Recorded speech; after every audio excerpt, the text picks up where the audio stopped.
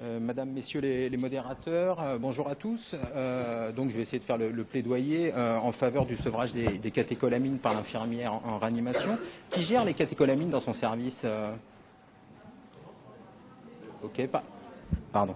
Parmi les infirmières, qui gère les catécholamines dans son service? Très bien. Avec un protocole? Non, c'est les habitudes de service. D'accord. Donc j'ai pas de conflit d'intérêt, j'ai juste un petit conflit pendant l'heure qui suit avec le docteur Préau, et puis après on ira boire un café ensemble. Donc si vous le voulez bien, j'aborderai ce topo sur 4 points clés. En fait, c'est l'efficacité des procédures standardisées.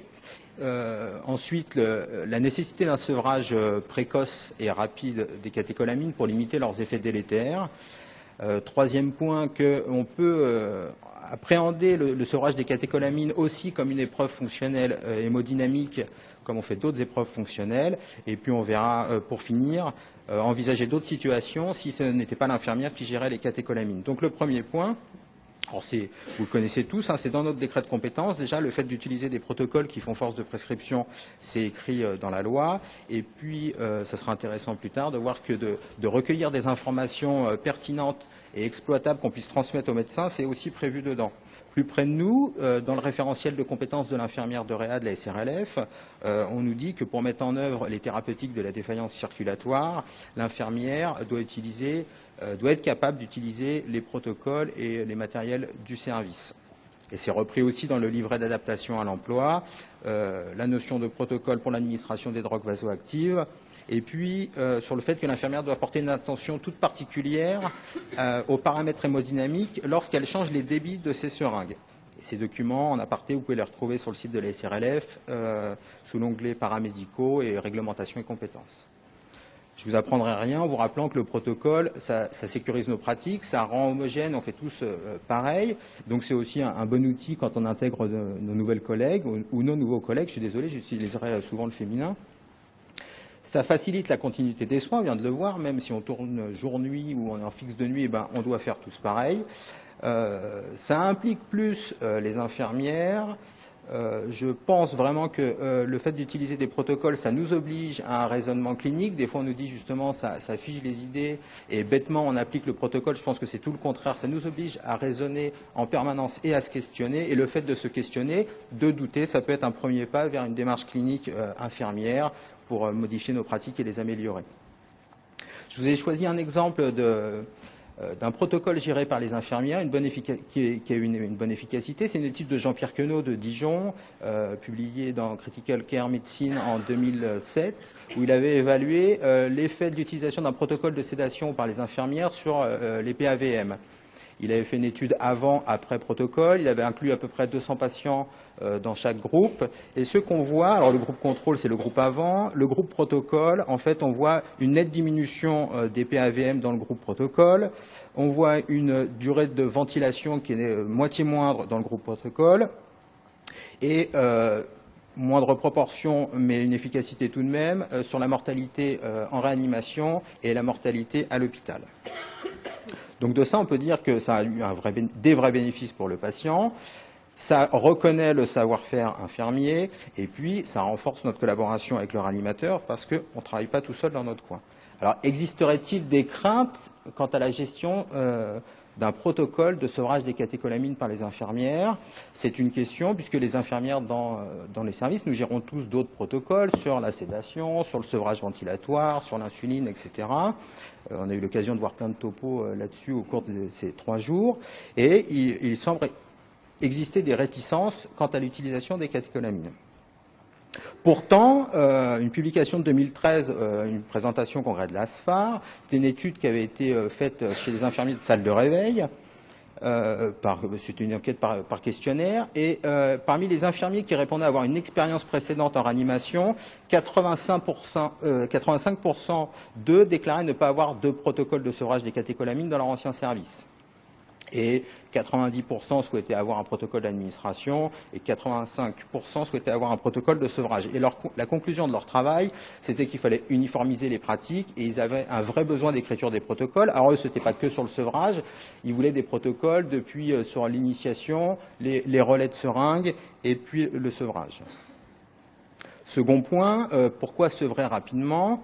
Alors les pratiques en matière de sevrage, on l'a bien vu là, tout le monde fait un petit peu ce qu'il veut dans son coin. Il n'y a pas de recommandation formelle en fait dans la biblio, et ce parce que les situations dans lesquelles on utilise les catécholamines sont vraiment diverses. Et appréhender le sevrage de la noradrénaline dans le choc septique, c'est vraiment pas pareil que de gérer une catécholamine chez un traumatisé crânien.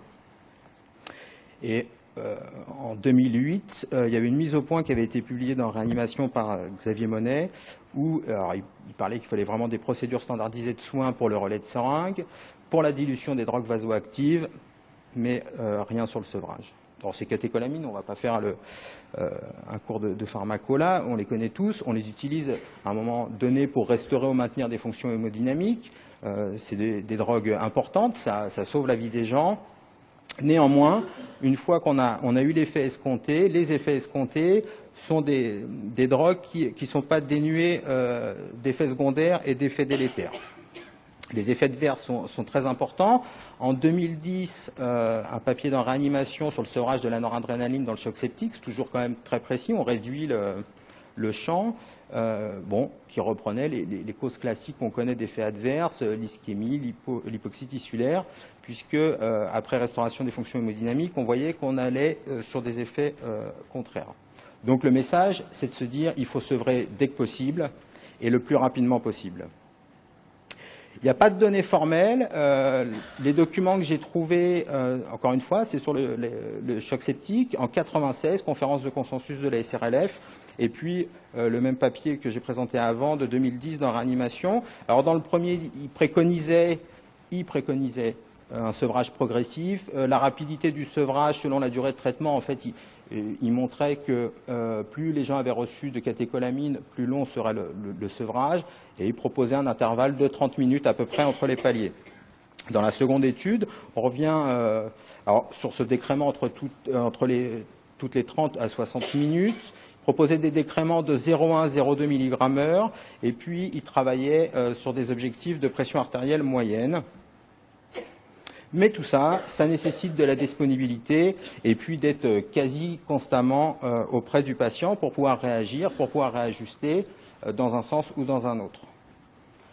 Une étude très récente, fin 2014, dans une revue infirmière nord-américaine, sur le sevrage, encore une fois, des catécholamines dans le choc septique, là qui décrivait très clairement qu'il fallait travailler sur des objectifs de pression artérielle moyenne et qui rappelait un monitorage très sécurisé, ce qu'on a vu précédemment, donc des réglages d'alarme vraiment optimum, c'est-à-dire des réglages d'alarme qui permettent une vraie surveillance du patient et qu'on soit dans nos objectifs de PAM et pas des réglages d'alarme qui permettent que ça ne sonne pas. Une surveillance clinique très étroite. Et puis, j'ai repris la traduction littérale qui disait qu'il fallait une titration agressive, c'est-à-dire que continuellement, on allait essayer d'avoir la dose la plus efficace pour les objectifs de PAM, mais surtout pas des doses supérieures. En 2008, une publication dans Critical Care, c'était une étude qui comparait le sevrage de la noradrénaline dans le choc septique entre un groupe contrôle où le sevrage était géré par le clinicien et puis le sevrage était comparativement géré par un logiciel. Et le logiciel, les résultats, c'est que le logiciel assure le sevrage très très vite par rapport au groupe, au sevrage réalisé par les cliniciens. Et on s'aperçoit que là où on a utilisé beaucoup, le logiciel qui a utilisé beaucoup moins de noradrénaline, il y a eu une durée d'état de choc bien plus courte. Donc en fait, encore une fois, le second message, être plus agressif dans le sevrage. Mais pour être plus agressif dans le sevrage, il faut être disponible, il faut être près des patients régulièrement. Et puis il faut pouvoir surveiller, dès qu'on a fait une modification de débit, pouvoir réajuster si besoin. Alors, troisième point, considérer le sevrage des catécholamines aussi comme une épreuve hémodynamique.